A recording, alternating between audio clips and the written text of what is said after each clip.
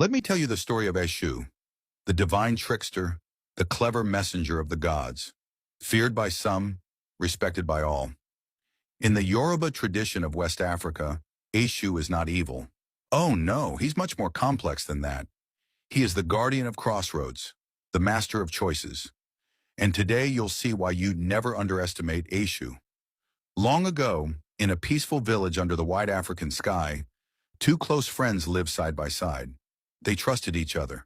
They laughed. They shared meals. They even farmed together.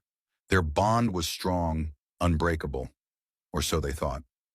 One day, Eshu decided to teach the village a lesson, not out of cruelty, but to show the power of perception. So he put on a hat. But this wasn't just any hat.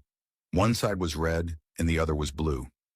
Eshu walked down the path between the two friends' farms. He strolled casually, humming a tune, as the two friends stood on opposite sides of the road, each seeing only one side of the hat. Later that day, the friends began to talk. "Did you see that man with the red hat today?" one asked. The other laughed. "Red? You mean the blue hat?" "No, it was red. I saw it with my own eyes." "You're lying." "No, you're blind." And just like that, a simple disagreement turned into shouting. Shouting turned into insults. Insults turned into a fight. Their friendship, once solid, was torn apart. Soon the elders stepped in.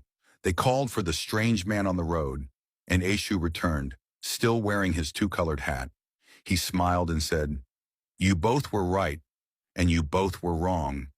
You only saw one side of the truth, but instead of listening to each other, you let pride turn truth into conflict." The village fell silent. The friends, ashamed, apologized. And Eshu, he tipped his hat and vanished, leaving behind only the sound of the wind and a valuable lesson. Sometimes what we see isn't all there is, and before we fight, we must learn to see through each other's eyes. That is the story of Eshu, the divine trickster, not evil, not good, but necessary. A reminder that the path we walk has many sides, and at every crossroads, Eshu waits, challenging us to choose wisely.